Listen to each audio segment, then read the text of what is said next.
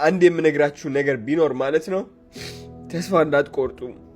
እውነቴን ነው የምላችሁ፣ ተስፋ እንዳትቆርጡ። ይህ ቪዲዮ እናንተ ሼር ሳደርገው እያለቀስኩኝ አይ ነው ምን ይሉኛል ብዬ ላስብ እችላለሁ። ግን እውነት ጨለማ ውስጥ ያሉ ሰዎች እነሱን ተስፋ ያሳያል፣ ለእነሱ ተስፋ ይሆናል። እኔ ልንገራችሁ ማለት ነው ወደዚህ ካናዳ ስመጣ ማንም ሰው እውነቴን ነው የምላችሁ ማንም ሰው ተማምኜ አይደለም የመጣሁት። በፍርሃት ወደ ካናዳ ነው የገባሁት። ከአሜሪካ ጠበቃ አሳይለም መጠየቅ አትችልም ብሎኝ ከዛ ኬዝ ትክክለኛ አይደለም ዲናይ ልትደረግ ስለምችል ወደ ካናዳ ብትሄድ ይሻላል።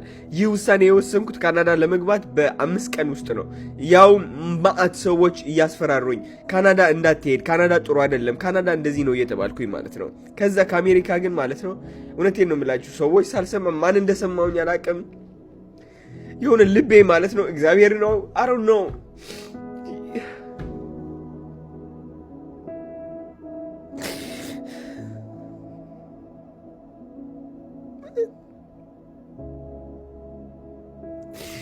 ልቤ የሆነ ነገር ገፋፋኝ ወደ ካናዳ እንድገባ ማለት ነው።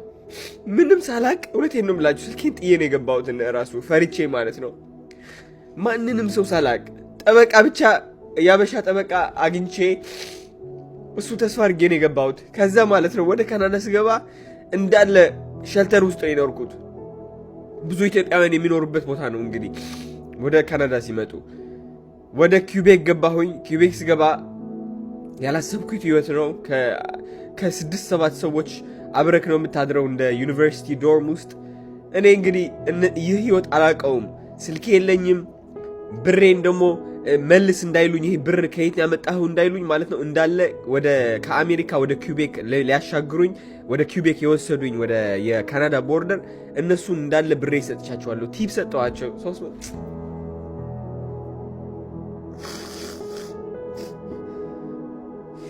እንደሌላው ነው ደብቄ ከመግባት ማለት ነው። ታክሲዎቹን እንዳለ 200-300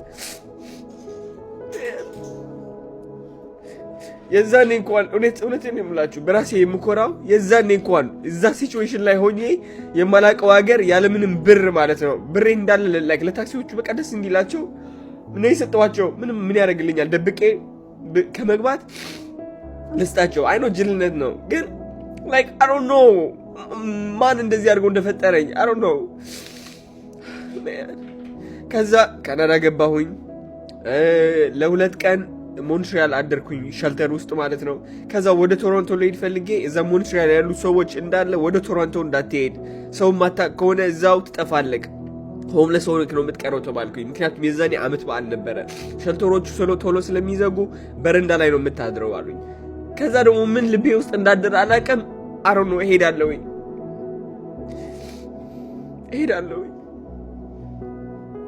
ከዛ ባስ ውስጥ አስታውሳለሁ የፈራሁት ፍርሃት የዛኔ ማታ ጨልሞ ማለት ነው አስታውሳለሁኝ። ሸልተሮቹ ሊዘጉ 1 ሰዓት ሲቀራቸው ወደ ቶሮንቶ ነው የገባሁት። እንዴት ሮጬ ከባሱ እንደወረድኩኝ፣ እንዴት በችኮላና በፍርሃት ስልክ እንደደወልኩኝ ወደ ሸልተሮች። ከዛ ሸልተር ደወልኩኝ። አንድ ሸልተር አነሱልኝ ስልካቸው። ከዛ ስልካቸው ሲያነሱልኝ መሄድበት ቦታ የለኝም፣ ሬፊውጂ ነኝ፣ ካናዳ መጣሁኝ፣ መሄድበት ቦታ የለኝም እና ፕሊዝ ሄልፕ ሚ ያልኳቸው።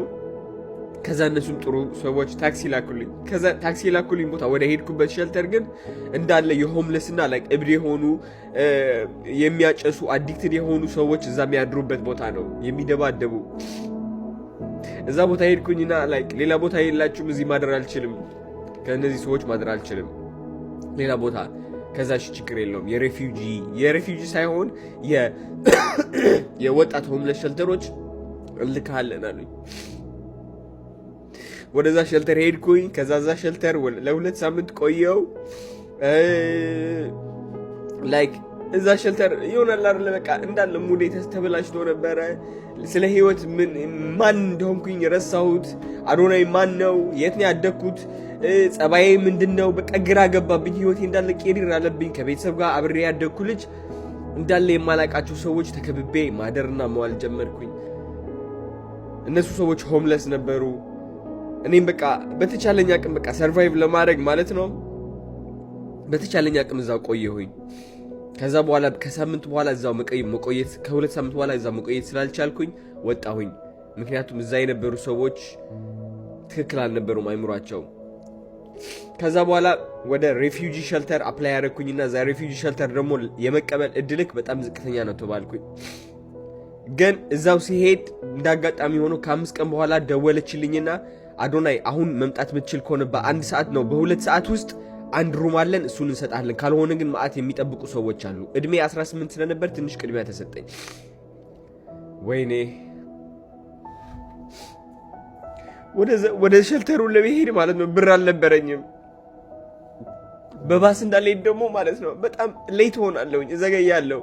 ስለዚህ ጨነቀኝ። የዛኔ ማለት ነው የማውቀው ጠበቃዬ ነበር። እሱን ደወልኩለትና ሄይ ላይክ እባክህ የኡበር ክፈልልኝ አልኩት። የኡበር ክፈልልኝ እባክህ አልኩት። እሱም ጥሩ ሰው ነው፣ ሲሳይ ይባላል። ባይ ወይ ቶሮንቶ ከሆናችሁ ጠበቃ ነው እሱ። ለኡበር ከፈለልኝ። ከዛ ወደ ሸልተሩ እየተሯሯጥኩኝ ሄድኩኝ።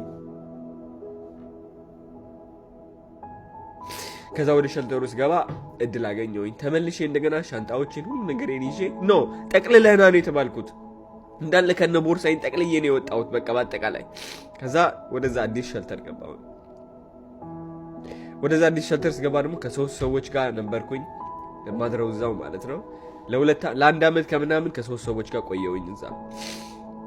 ከዛ እንደገና ወይኔ ያላረኩት ነገር የለም።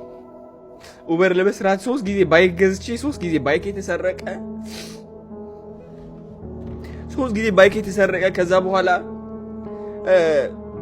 የመጨረሻ ጊዜ ባይክ ከተሰረቀ በኋላ ማለት ነው ከመሰረቁ በፊት ሸልተሮቹን ጠየቅኳቸው። ውጣ እያሉኝ ነበር ከዛ ሸልተር። ብር አልነበረኝም።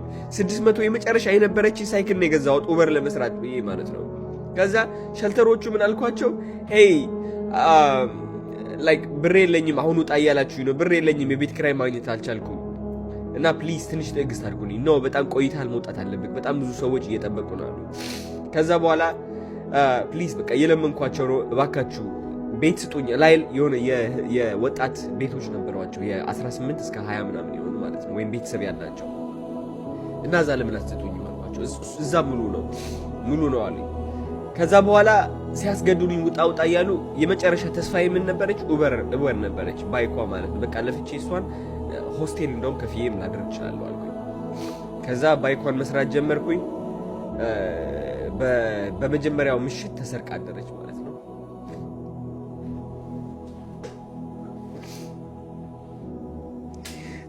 የዛኔ ልቤ እንዴት እንደተሰበረ ልነግራችሁ አልችልም። የዛኔ እንዴት የማደርገው እንደጠፋኝ እንዴት።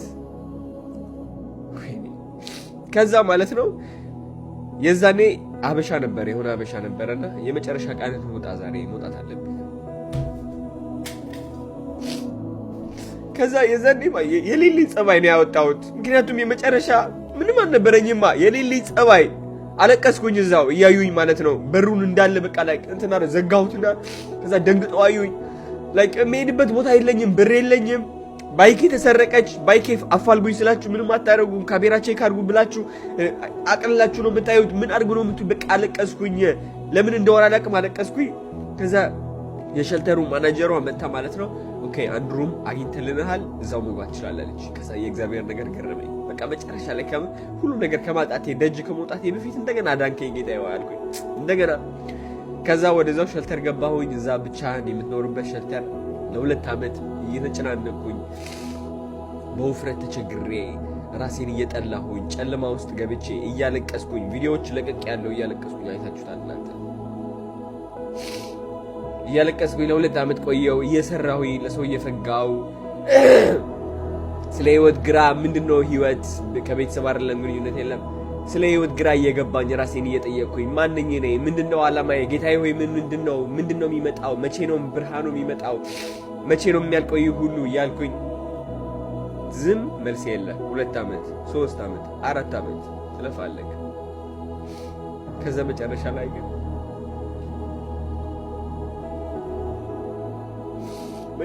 ሳታውቀው እግዚአብሔር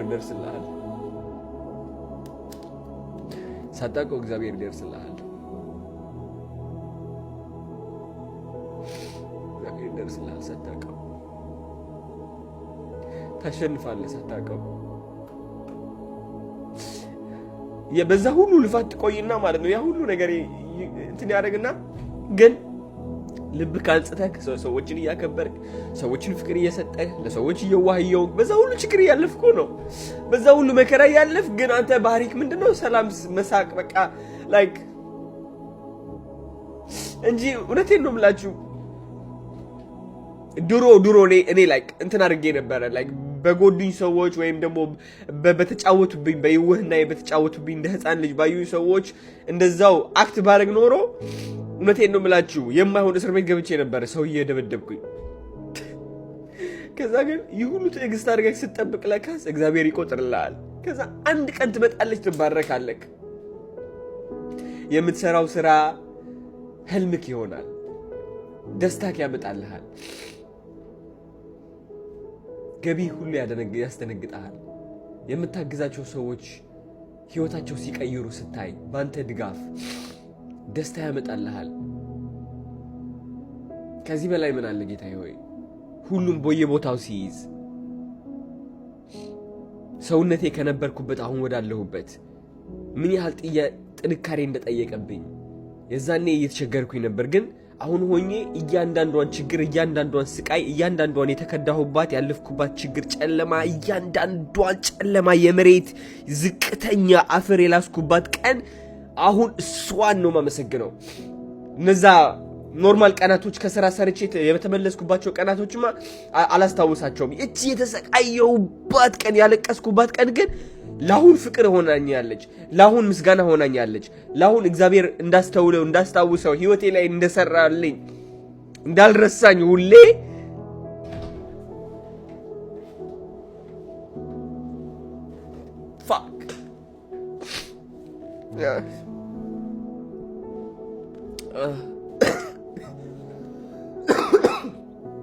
እንዳልረሳኝ ሁሌ አስታወሰኝ። እግዚአብሔር ይመስገን። ኦ ማን አለቀስኩኝ በጣም። ስለዚህ ወንዶች ሆናችሁ ሴቶች ሆናችሁ ጨለማ ላይ ካላችሁ አሁን ምንም ያህል ጨለማ ብትሆኑ በሰው ተከድታችሁ እድል አምልጧችሁ ለሰው መስራት መፍጋት ሰልችቷችሁ ህይወታችሁ እንዳለ የማያልቅ የማያልፍ ከመሰላችሁ ማለት ነው። እውነቴን ነው የምላችሁ አላፊ ነው። ሁሉም አላፊ ነው። እግዚአብሔር እያያችሁ ነው፣ ከጀርባችሁ ነው ሳይታወቃችሁ እናንተ ህይወት እየጻፈላችሁ ነው። እግዚአብሔር አመስግኑ ብቻ፣ ሰው አትግዱ። እናንተ እውነቴን ነው የምላችሁ ይቅርባይነት ይቅር በሉ። በዚህ እየተጠፋችሁ በዚህ ፍቅር ስጡ። አንድ ቀን ዛኔ ትባረካላችሁ። ስትባረኩ ደግሞ ማለት ነው የሚያስለቅሳችሁ ባርኮት ነው። ስትባረኩ ደግሞ ማለት ነው ዝም ብላችሁ ለአንድ ቀን ተደስታችሁ የምትተውት አይደለም፣ እግዚአብሔራችሁን የምታመሰግኑበት ነው። እግዚአብሔራችሁን የምታመሰግኑበት ነው ስትባረኩ። እግዚአብሔር ይመስገን ጌታዬ ሆይ ቴንክ ዩ